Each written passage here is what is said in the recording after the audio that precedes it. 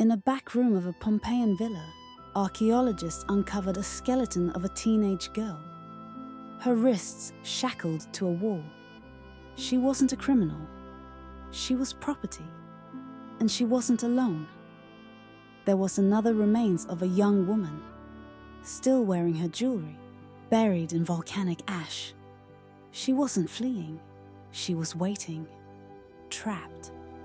And they were just two of thousands. In Pompeii, being a woman meant surviving a different kind of disaster every day, long before Vesuvius erupted. To walk the streets of ancient Pompeii as a woman meant living within invisible walls. They were daughters, wives, slaves, or property. They couldn't vote, speak in court, rarely owned land, and their futures were dictated by the men around them. Respectable girls were married in their early teens, around 13. A woman's worth was measured by her dowry, her obedience, and her womb. Daily life was a quiet battlefield. Days full of labor, grinding flour, weaving cloth, raising children. And always the looming threat, childbirth. Childbirth was a deadly risk, with little medical knowledge, often without help or anesthesia. Many didn't survive their first child. Those who did faced another danger: violence. Domestic violence wasn't just common, it was ignored. And the law gave husbands the right to punish their wives for disobedience. Sex work thrived in Pompeii. Many women were forced into it. Slaves with no choice, bought, sold, and catalogued like livestock.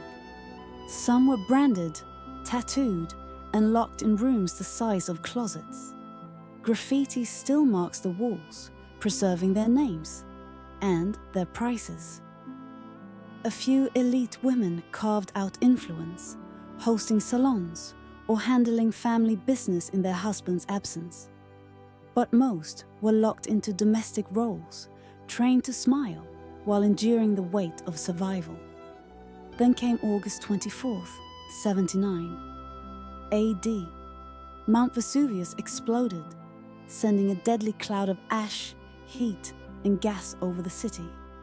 For women, the end came in the middle of their ordinary lives, caring for children, preparing meals, fetching water. Some were found huddled in cellars, clutching in their children. Others were discovered in storerooms, hiding with loved ones, the ash sealing their last breath in silence. Some were together with vials, possibly poison next to their bodies, accepting their fates. Others still chained in back rooms, abandoned by owners who fled. One woman's body was found beside a slave, possibly her lover.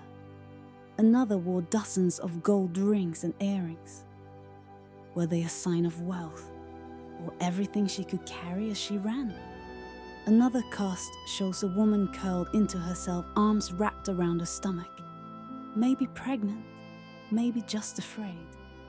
Either way, Pompeii buried their stories. For nearly 2,000 years. When the dust settled, Pompeii became a tomb. But it also became a time capsule. And the women, noble, enslaved, free, or forgotten, became part of a story no one asked to tell. We find mirrors still polished, perfume jars still scented, hairpins still tucked into twisted curls. In the shadows of ruined walls, we glimpse the routines and the resilience of women who never got to tell their stories. Their voices echo not in words, but in the ordinary objects they left behind, and a haunting silence. These women were more than victims. They were mothers, poets, healers, merchants. They sang, they danced, they loved, they raised children. Some owned businesses. Some wrote graffiti of their own, mocking lovers or declaring independence. Their lives were hard, yes, but they also resisted, survived, and mattered. Pompeii is not just a ruin, it's a mirror. And when we look closely, we begin to see the faces of women the world tried to forget. History isn't just about emperors and battles. It's about the everyday bravery of the forgotten. What shocked you most about women's lives in ancient Pompeii? Drop your thoughts in the comments.